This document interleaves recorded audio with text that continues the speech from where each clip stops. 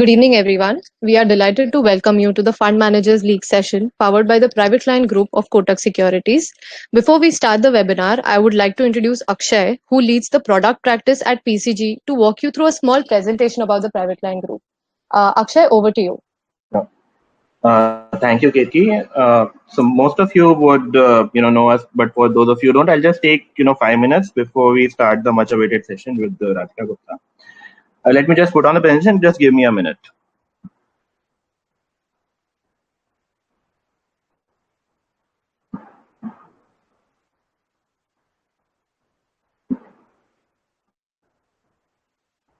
Yeah.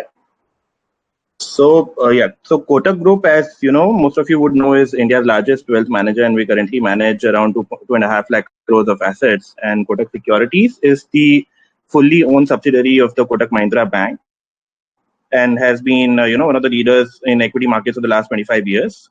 Private client group within Kotak Securities, which is bringing you this webinar, is the vertical dedicated to the differentiated needs of the high net worth individuals. Now, looking at our proposition, apart from our deep expertise into direct equities, backed by our unquestionable research prowess, we also help you protect and grow your wealth with well-diversified portfolio solutions and low-cost offerings like direct mutual funds. We also help you with your banking and credit needs, and we also have other offerings like stock lending and borrowing mechanism. Now, within the direct equity offerings, there are equity baskets which help you generate long and short-term returns. There are derivative strategies which help you generate uncorrelated returns, and there are unlisted opportunities as in when they are there in the market, we present those to you as well. Apart from that, I spoke to you about SLBM. Apart from that, there are opportunities in the arbitrage space. There are buybacks happening, so we keep you updated on all those opportunities. So I'll just spend a minute to give you a glimpse of our investment process, which begins by identifying your needs and assessing your risk appetite. Once we have enough clarity on that, we always recommend that you diversify through the right asset class, and find the right product fit for you as well. Once the portfolio is constructed, we also ensure that there are regular updates and reviews on the same. Asset allocation is something that I spoke to you about. We believe in asset allocation very strongly, and we strongly believe that you should not have all your eggs in one basket. And as a part of that, we are bringing you this webinar on the bond side as well. For those of you who are into trading, we have a very robust platform which is also backed by offerings such as free intraday trading. For a small subscription amount, you can get free intraday trading throughout the year, along with zero account opening fee and low brokerage on delivery rates. I spoke to you about platforms. So we have robust platforms across app and terminal. Now our top-notch research is something which helps us take decisions like some of the decisions have been like avoiding credit risk since 2018, which has been immensely helpful for our client portfolios, and shifting our stance between equity and debt basis evaluations. So some of these decisions that we take basis our experience research is also value add to the clients. Apart from that, on being a part of PCG, you get access to all our research, client meets, and conferences. We want this to be a bilateral process where you grow your knowledge and wealth with us. And through this entire journey, you would have a single point of contact in the form of a dedicated relationship manager. Apart from that, you would also have a dealer assigned to you, and we'll have exceptional service standards as well. So that is all from my side. I'll hand it over back to Ketki. Thank you. Thank you so much, Akshay. That was very insightful. I would now like to introduce our guest speaker for today, Radhika Gupta, the Chief Investment Officer at Edelweiss Asset Management Limited, as you all may know already. Radhika is a well-distinguished investment professional with diverse experience across asset management, globally as well as in India. At Edelweiss, she led the acquisition of JP Morgan's mutual fund business and Ambit Capital's AIF business. Radhika was recently honored by Business Today magazine, naming her amongst the 30 most powerful women in India in Indian business. She is a member of AMFI board, chairing the committee of mutual fund distributor, and a member of Young President organization. Radhika is also a keen storyteller, bridge player, and a Twitter micro blogger. Please join me to welcome Radhika. Radhika, we can now start off with the webinar. Good evening, everyone, and thank you to the team at Kotak Securities for having me. And thank you to all of you who have taken the time to join in on a Friday evening. Give me a second as I am talking. I'll also start sharing my screen, so I'll just do that as we're speaking. And I think the screen should stand shared. I'm assuming that you guys can see the screen. So I think, and if there are any challenges, of course, please let me know. But what I'll do is, I think fixed income opportunities and the fixed income markets is obviously something that has attracted a lot of attention, a lot of noise in the last 2 years. And it has always been I started my career as a fixed income professional. It has always been my belief that, while equity is a very important asset class, if you think about your asset allocation, we are Indians and we are ultimately savers. And until we understand and invest in fixed income correctly, I don't think the journey of mutual fund is very, very complete. So today what I'm going to do, and I think fixed income investing is made out to be very complicated. It's not as simple as investing in an FD, but it's not as complicated as the news in the last 2 years has made it out to be. So over the next 30 minutes, I plan to do two things. One is to talk about fixed income markets more broadly, and what are some of the opportunities in fixed income markets, and to talk about the kind of risks that there are in fixed income investing, because ultimately fixed income is a safety instrument. And then the second half I'm going to spend, of course, as you can see on this screen, talking about an opportunity that I am personally very passionate about, and that goes into its launch in a few weeks, and that is the second tranche of the Bharat Bond exchange traded fund. So this is a passion project for me, and incidentally, this is probably the first webinar and interaction I've done with clients in the second leg of Bharat Bond, so this one is special. So that's how we'll divide the session. And then most importantly, I would encourage you to ask all your questions in this period. I'll try and keep the market outlook section very simple, because I think we make fixed income investing too technical. So I think if you look at what is going on in the world today, obviously we are in a very, very low interest rate world. I mean, the US is sitting at all-time low rates. And while we think this is the first time this has happened, it's happened before. In fact, if you look at sort of real interest rates, the US went through a period in the 1940s, which is actually very similar to the period that we are in today. For a long time after the IL&FS crisis, from an Indian context, there was significant amount of liquidity in the system, especially in the banking system. But what you see here is that now liquidity and banks were flush with liquidity. Now system liquidity has actually just started, and you can see this in the last month of April, May and onwards. Liquidity has started to come off from the peak as the economy is opening post-COVID. And it is our belief that, given the way the economy is, there is still significant scope for interest rates to fall going forward. Interest rates move in cycles, and over the last year and a half, we've probably seen interest rates move down about 150 basis points, and we expect that trend to continue. You would also, those who follow the fixed income market would also know that towards the end of December last year, the Reserve Bank of India announced long-term repo or LTRO operations. And essentially what they started doing was steepening the yield curve. That meant that rates in the shorter end, if you were borrowing in the shorter term, those rates fell more in proportional to longer term rates. And actually that is what you see. The red line here shows you interest rates at different points. This is the rate at which the government of India borrows, all the way from 1 year to 10 year. The red line shows you December, which was actually when we did our last Bharat Bond NFO. And the blue line shows you June. So what you can see is at the 3-year point, for instance, borrowing has gone from 6.25 to 4.5. And this is something all of us feel, by the way, when we see our bond funds, when we see our liquid funds. I think when we see our liquid funds, we really feel this. we are used to 6-7% interest rates. On the shorter end, actually, it has fallen substantially. So if you are doing a short-term investment today, chances are your interest rates are closer to 3.8 or 4%, which I think for all of us who've lived in a high interest rate regime is actually quite a shock and quite surprising.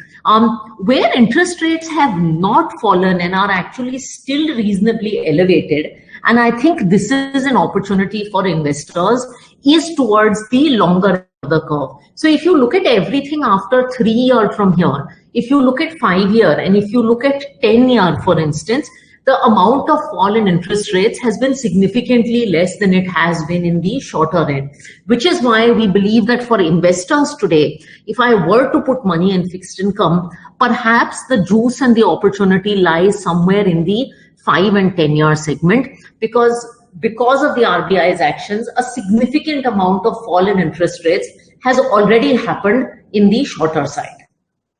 Now that was what this showed you very simply is the rate at which Government of India borrows.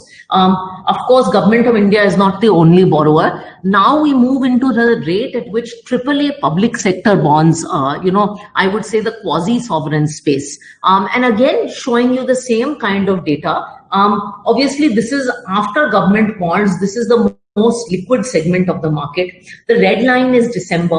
The blue line is where we are currently. Again, you will see in the 1, 2, and even 3 year segment, there has been a very sharp fall. But when you look at the 5 and 10 year segment, actually there is still room left for investors. So the difference between investing for 3 years versus 5 years is 0.6% more a year, which I actually think is a very interesting opportunity for investors, and how you may want to capitalize on that is something that we can talk about. The other thing that is important to talk about when we think about fixed income is that in fixed income you have everything from Government of India borrowing, which is your sovereign, all the way to your B-rated and poorer quality borrowers. And this chart kind of shows you the kind of action that is happening in the bond market from different grades of borrowers, after sovereign AAA being the highest and then single A being the lowest. What you will see constantly is that most of the liquidity in the market today comes from the AAA segment, and of that it is actually largely PSUs.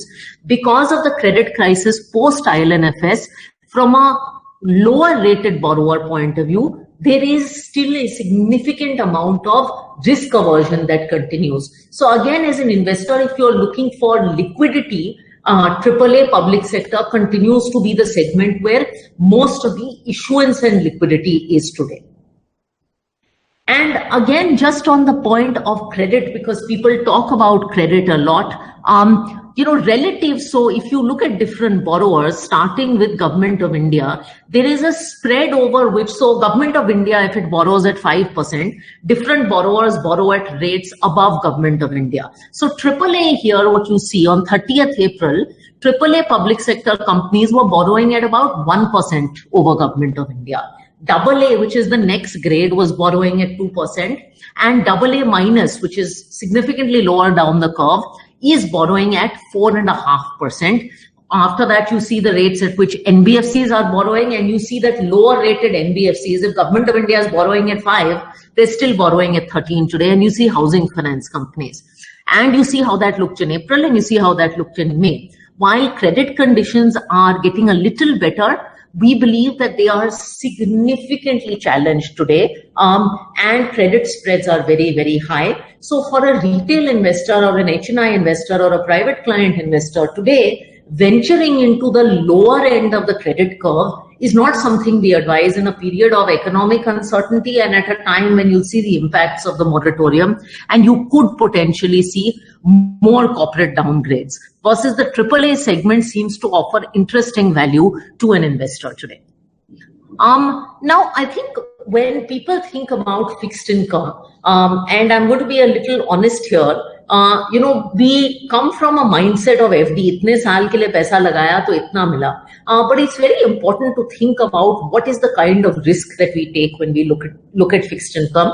And I genuinely think if you understand the risk and what can go wrong, then your experience is a lot better as an investor. I think when you think of fixed income, you have to think of risk in two parts. You have to think of risk as credit risk and duration risk. And I'm going to spend a few minutes talking about each of those risks today. Credit risk is the risk, of course, of lending to lower grade borrowers. It's the risk that has got highlighted in the papers because of a lot of incidences over the last 2 years. And I would only tell you and caution you that as interest rates are falling today, don't chase higher and higher credit. One of the popular things in our industry, unfortunately, has been to just, and I get messages all the time, look at the yield to maturity of the fund and assume that this is what I'm going to get, thinking that 10% is much better than 7%. Well, if you're lending at 10% to someone versus lending at 7% to someone, there's a big difference between the 10% someone and the 7% someone. In fact, if you look at this shows you the average yield to maturity, the marketed yield to maturity of credit funds, and the green line shows you the actual realized return in this segment. So please remember that higher YTM is not necessarily equal to higher rate of return. That's very important for people to remember. And I think in this market, when you think about fixed income, the order of priority always has to be safety, liquidity, returns, and not vice versa. The second risk, I think, that is even less understood is the risk of duration. Now, I think we learned in basic bond math, but I'm still going to repeat it, that if bond prices are inversely correlated to interest rates. As interest rates move up, bond prices move down. If you hold a significantly longer maturity bond, its sensitivity to interest rates is higher. I often have people come to me because they are so spooked by credit these days saying, I have money for 1-2 days, that is overnight kind of money, should I park it in gilt funds? And I genuinely feel very, very scared because while they are running away from credit risk, they are jumping into duration risk. Many of the funds in these cases have 6, 7, 8 year kind of durations, which means that if interest rates rise 1%, and interest rates can rise 1%, then they will lose 6, 7% of capital. And that I don't think people are ready for.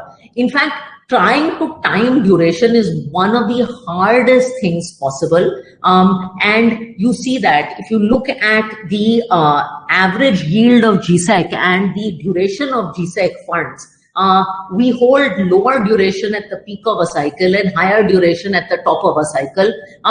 You see that most of the investor money that comes into gilt funds, for instance, in fact, over the last year, gilt fund returns have probably been 12-15% and no money came into them. Now, if you look at April, May, a ton of money is coming into gilt funds. And I can guarantee you almost that there's no chance gilt funds are going to give you 15% over the last year. So duration risk is something that you have to keep in mind. You should invest in a product where duration risk and credit risk are definitely mitigated. And I think that's where something like Bharat Bond comes in. Just before I start on Bharat Bond, if you think about our outlook on fixed income, we do believe that the world is going to be a fairly volatile place. A lot will happen on both the fiscal and monetary front. Global interest rates are likely to be suppressed. And we believe that if investors have to look at investing today, the benefits that they'll get are highest in the AAA bond segment, given the kind of liquidity in the system, the weak credit environment, and the fact that today everyone is seeking safety. And we also think that there's a lot of opportunity on the medium and long end of the curve, because a lot of fall in interest rates has already happened in the short end. And I think that's why products like banking public sector debt funds, banking PSU debt funds, and the Bharat Bond ETFs and fund of funds will continue to see interest among investors. Now, just a little quick history of Bharat Bond as a product, and it's a product many people will be familiar with. But this is a Government of India initiative managed by Edelweiss Mutual Fund. It was announced by Shri Arun Jaitley about 2 years ago with the vision of taking public sector bonds and making them more accessible to the public in a very low cost structure, which was a mutual fund or ETF. Many of these borrowers, whether you look at NHAI or PFC or REC, are significant borrowers in the market today. But as an individual investor, if I tried to buy these bonds, obviously the ticket sizes will be much higher. Some of these bonds are also not frequent issuers in the market, so you don't even get access to these bonds. It was also a way for these good quality Navratna companies to start borrowing from retail investors rather than just borrowing from institutional investors. And hopefully the thought was that Bharat Bond will deepen the corporate bond market. So Bharat Bond's first tranche was launched in December last year, and the second tranche comes out now. When you look, as I said, at your fixed income investments, I think these are the things that we all seek. We seek safety, number one.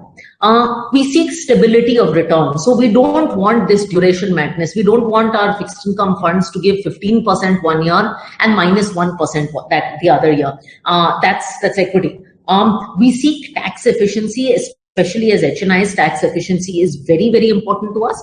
And I think one thing that we don't get in our deposit products is we also seek no lock-in. We seek liquidity. Bharat Bond in some way was constructed to address all these needs for the consumer. So what is Bharat Bond? It's a product that tries to bring together the best features of three products that you're familiar with. Like bonds, the good thing is when you invest in a bond, when you invest in an NHAI bond or an FT or anything like that, you don't need to worry about duration risk. अगर 3 साल के लिए मैंने invest किया है तो मुझे पता है 3 साल के बाद this is what I will get. So it tries to offer predictability of returns because it has got this hold to maturity structure.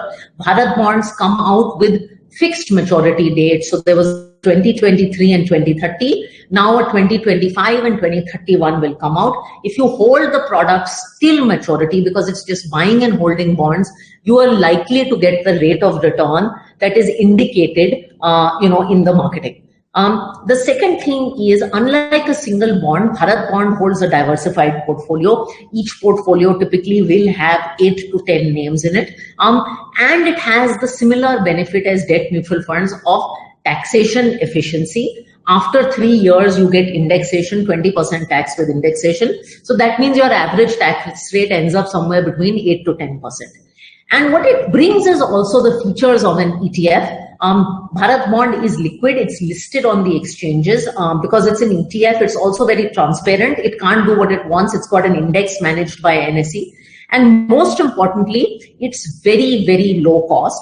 At 0.0005% of expense ratio, it is actually the cheapest bond fund in the world. So the investor, because this is a Government of India initiative, actually gets a very good product at very, very low cost. These are some of the participating CPSCs. We've already talked about that, but essentially a portfolio of only AAA rated CPSCs and nothing beyond AAA rated CPSCs. As I said, Bharat Bond has a defined maturity. In December, we launched 2 products. We launched the 2023 Bharat Bond and the 2030 Bharat Bond. Now we are launching, so you had a 3-year and a 10-year option. Now you have a 5-year and a 10.5-year option that come in this launch, that is 14th July. These are exchange traded units, so you can buy and sell these units on the exchange at any time during the tenure of the fund. I already talked about this, but it's also very important to know that Bharat Bond is not an active fund. It is a passive fund. Each Bharat Bond series has an index that is managed by NSE. It's called the Nifty Bharat Bond Index 2023-2025. The index values and the index constituents are published on NSE's websites.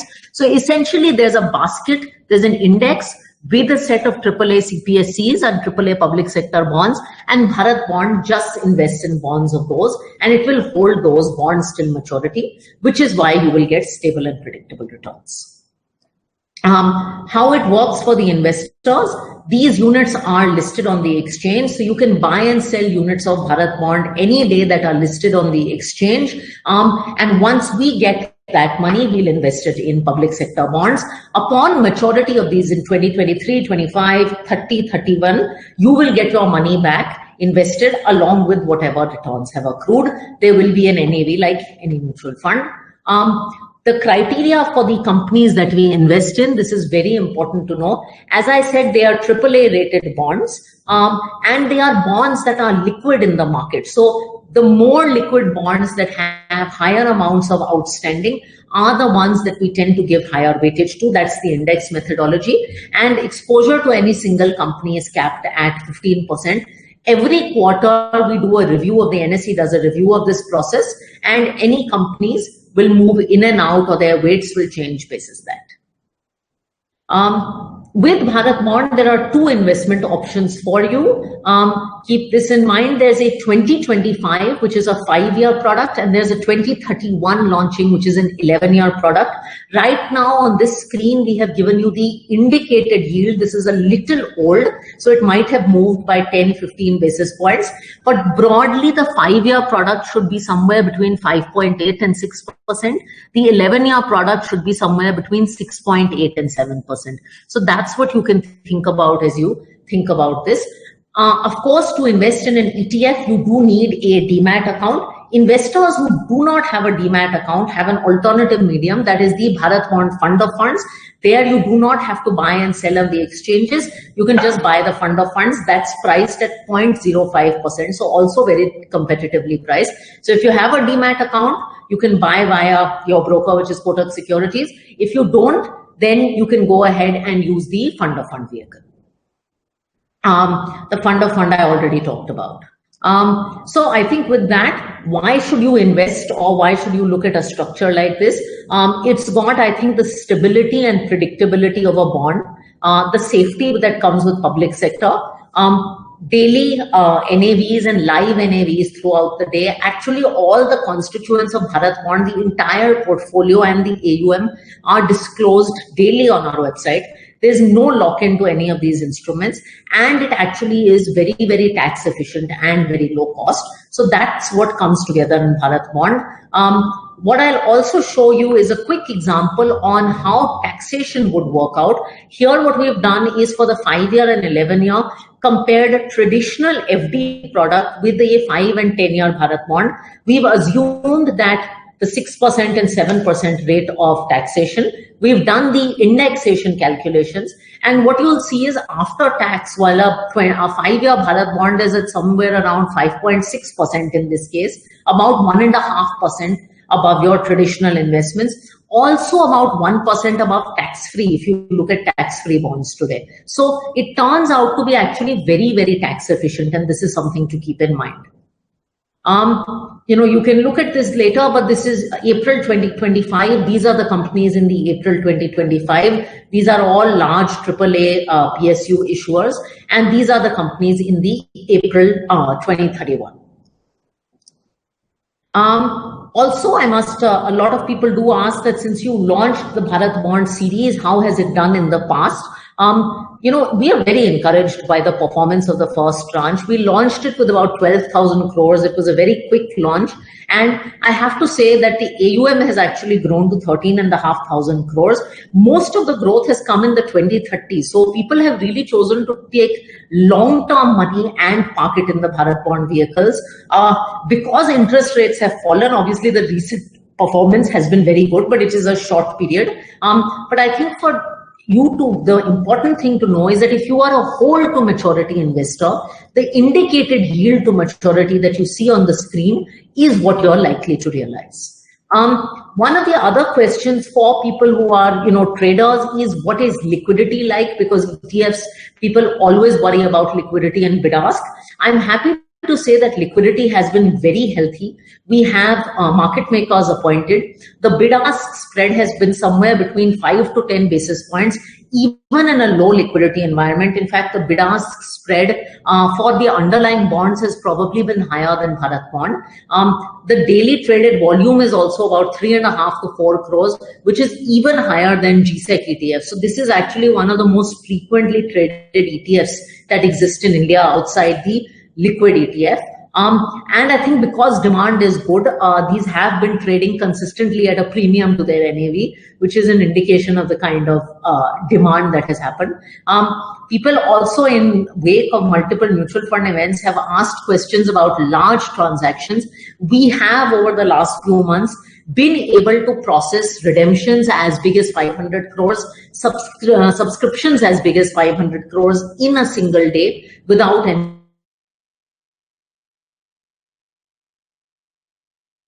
That's because we are holding very liquid bonds. Do note that there are two ways you can exit from Bharat Bond. One is on the exchange. Large investors can come to us directly above 25 crores. And that is broadly where it is.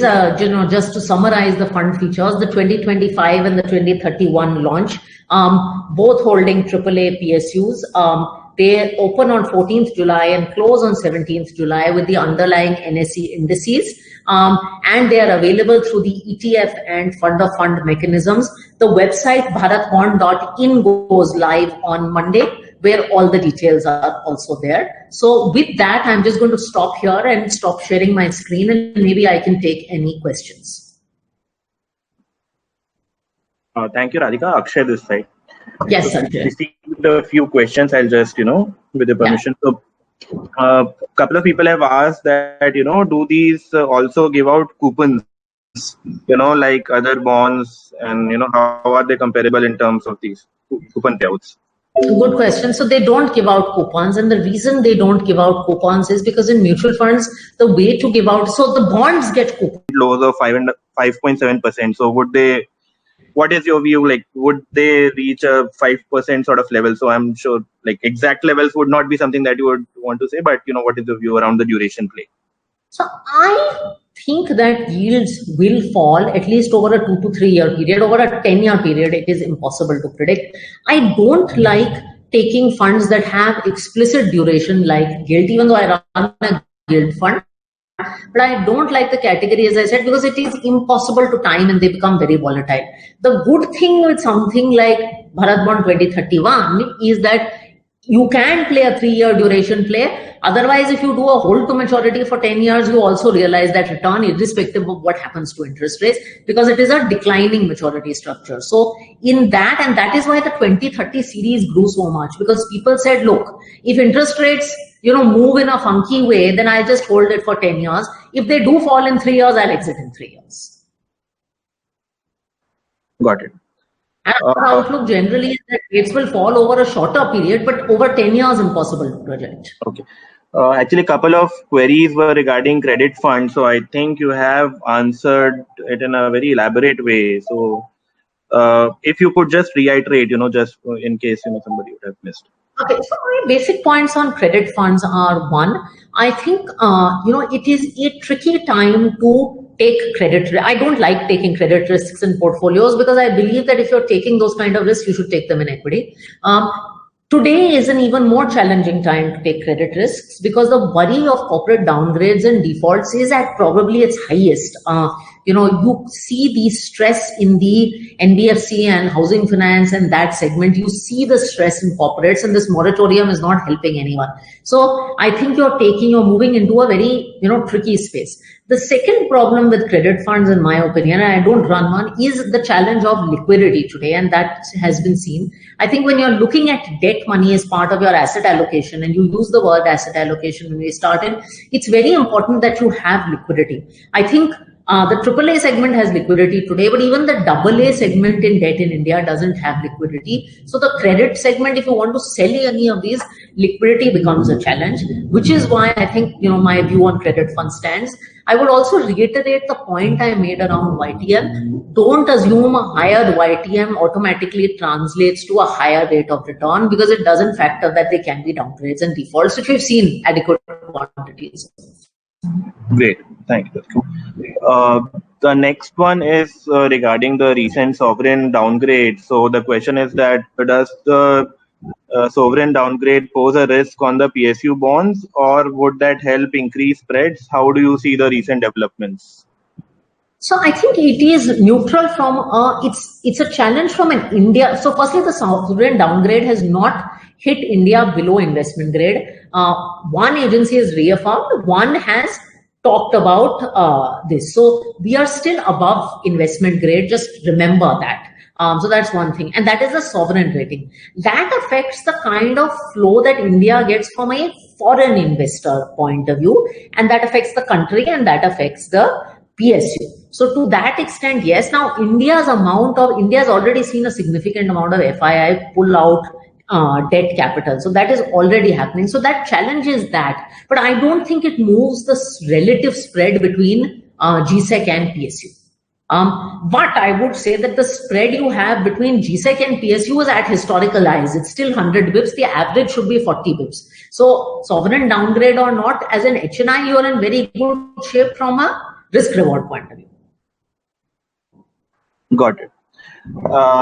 Another question is, regarding liquidity now. So a couple of people have asked that, if would there be a high impact cost if one wants to liquidate in the range of 1 to 5 CR on any given day? How would the liquidity be in Bharat bonds?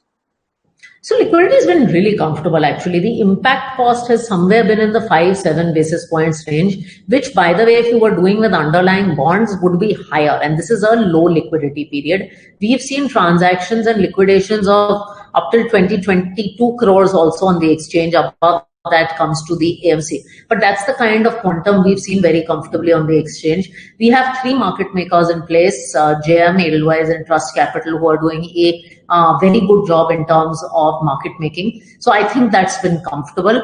And I would repeat, both the exchange and non-exchange mechanism are there for investors. So through the ETF and fund of funds, depending on what liquidity metric they are comfortable with, some people like the exchange because the ETF is lower costed than the fund of funds and they pay that one-time 5 bps for liquidation. Some people like the fund of funds because they don't want to think about that and they rather just pay 5 bps more a year. Got it. Another question is, a couple of queries have been around the liquid fund. So people are saying that, the yields on the liquid side have completely collapsed. Yes. So what are the options there? And, should one look at arbitrage or continue with liquid and, the time horizon for which they should, take those sort of calls? So I think this is a super question. I would divide my fixed income strategy into 3 parts and I would correctly base it on tenure. Under 3 months, I don't think there's a choice but liquid and overnight funds. It's not the appropriate time horizon for arbitrage funds and just pick a liquid and overnight fund. I mean, it is money that would have otherwise gone into a savings account or short-term FD. I mean, we just have to reckon with low rates, okay? Above 3 months to 3 years, I personally love arbitrage funds. I know they get a lot of attention recently, but we've been doing this since 2014 now. It's my favorite asset class. I think with arbitrage funds, please remember it is not a 1 to 2 month asset class, which is why I said more than 3 months money. In fact, in my ARB fund, my average holding period is about 9 months for investors because it is very tax efficient. 15% tax under 1 year, 10% tax after 1 year. So I would do arbitrage funds, just do a quick check on the credit quality and the duration quality of the paper in the ARB fund, and I think you're good to go. It's the best approach. Above 3 years, then I do structures like Bharat Bond. If I have 4-year money, I would put it in a 4-year thing. If I have 10-year money, I put it in 10 years. So what I actually do is I divide, and this was actually, I forgot to mention this, some of the vision of the Bharat Bond exercise, that eventually you would have a full ladder of these things. You would have 20, 23, 4, 5, 6, all the way to 31. And basis when you needed to withdraw money and basis your goals, you could actually ladder money in different buckets of these Bharat Bonds. And then every year it would mature like recurring FDs or FMPs. So eventually you will have enough of these that over 3-year money you can just nicely put here. Great. A very interesting question has come in where, someone has asked that if we have, view on duration, should we get into a 10-year Bharat bond and exit in 5 years if the investment horizon is 5 years, or should we get into a 5-year Bharat bond? Oh, I get this question a lot. If you have a view on duration, and that is the thing, you can play the 10-year story because obviously the term structure is attractive and exit in 5 years. So I tell my treasury clients, don't try and play the 10-year thing because the treasury's job is not to play duration. Please do the 5-year if you want that safety. If you think you're going to get the benefit, then do the 10-year. So yes, you can do that. You can do the 11 and exit in 5, or you can exit in 3 also, by the way. That's, because after 3, it becomes very tax efficient. We have seen a significant amount of that play even in the first 2030 Bharat bond, where people, I think, have played it for the 3-year duration, and that has worked in their favor. If you want certainty, pick the 5-year. If you want to play duration, play the 10-year. Got it. A couple of questions. The people have, shared that someone has said that, they have so they are retirees and they have portfolio where 90% of it is in debt funds, Yeah. and mostly it is into short term and arbitrage at this point in time. So should they take, and that is their only source of income at this point in time. So should they, look at switching to some other instruments, or should they stay put? It depends on the duration of their money. If they need that money immediately, then they should keep it in short-term instruments. If they have some money that they could put away for more than 3-4 years, then they can look at some of these other instruments. Obviously, none of the two instruments I talked about make sense for a very short-term horizon. If you have short-term money, you have to keep it. And I know the itch with short-term money because rates are so low and we're all questioning that. But if you have short-term goals, then you have to stick to short-term. Sure. A couple of people have also asked that, if someone wants to invest for the shorter term, the 2023 Bharat bond, would that give them indexation benefit now if they invest in it now? No, it doesn't. It doesn't. That is a 2.5-year fund. So if you want to look at it as a short-term fund, you can look at it as a short-term fund, but it is a fully taxable fund. That was the reason we quickly brought out the 5-year product so that you have something that gives you indexation benefit and is in the short term. That you can even look at as a 3-year option and exit in 3 years. Yeah, makes sense. Thanks, Radhika. Those are the questions that we have received today. Over to you, Keith. Thank you so much, Radhika, for being with us today. It was extremely enriching and an in-depth session, and I'm sure everybody enjoyed listening to your views on Bharat Bond. On behalf of our participants and Kotak Securities, I thank you for taking out time and sharing your insights with us. I would also like to share. I would also like to thank all the participants for joining with us today. So thank you so much, Radhika. Thanks a lot, guys. Have a good evening, everyone.